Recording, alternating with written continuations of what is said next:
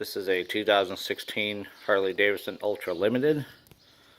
This is the top of their touring line. Bought this brand new off the showroom floor. I'm the only owner. Has approximately 22,000 miles. So that number will go up as I still ride it. This coming Wednesday, from the date this is posted, I'm going to take it in and get a brand new front tire put on. Has the wet head 103.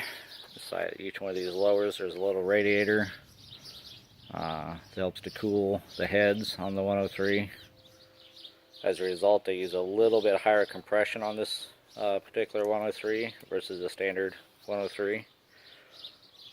If I haven't mentioned it, 6-speed transmission. Of course, all the bells and whistles from Harley's got navigation, radio, cruise control, CB.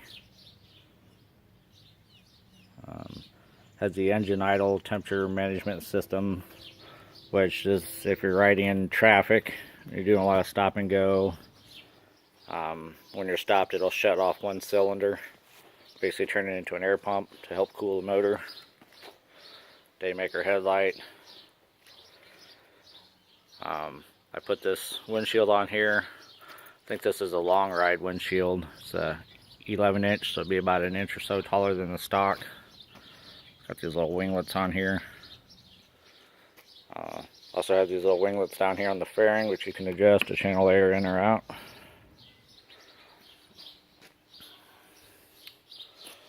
I put these little radiator cover grills on. The specific function just looks better than what was on their stock. I put a ventilator air breather on there. That's right there. And then also I put Vance & Hines twin slash cut exhaust on there as well. I don't know where you can read that.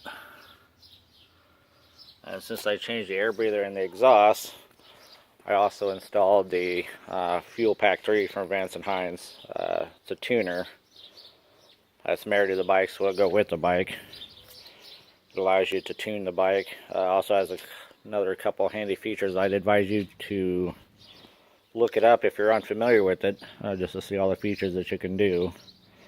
You can tune your bike using an iPhone. You can use an Android phone. You can see a lot of parameters on what's happening with the bike. I put these are just grip puppies. These are heated hand grips. And this is just a foam cover to make the hand grip a little bit bigger for your hand, a little bit more comfortable.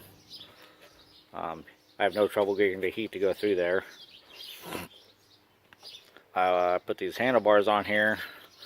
These are a Chromeworks 2+2. It's 2 inches higher and then 2 inches farther back than the normal handlebars. The normal handlebars really kind of had me reaching, and I was not fond of that. So there's your controller for the heated grips. I don't think I've ever had it turn past halfway, and it just really warms your hands up. This is a Harley Hammock seat. Really good seat. I took this bike on a 1,500 mile iron butt tour, so 1,500 miles in 36 hours or less.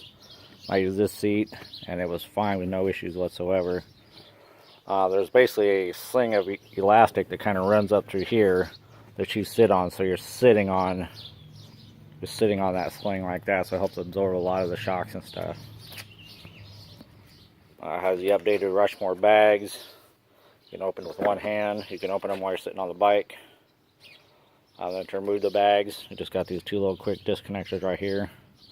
There's a rain cover for my air filter. I also have the soft luggage that you slip inside both the saddlebags and the trunk. Like that. Two-tone. Here's the trunk. Got the luggage wrap on top. I bought these little shorty antennas for the radio and the CB. Got tired of the long ones whipping me in the face when I got in the trunk. That's what your trunk looks like. I put 2 3/4 helmets in it all the time. when me and my wife were out and about, 2 up. There's a little charging port right here. You charge a phone. And that's also where I keep my cable for plugging the helmet into the bike. If you plug the helmet into the bike, you have a lot more capabilities with your voice. You can say like show map, and it'll show you the map. You can talk to people on the phone and they don't even know that you're on the bike.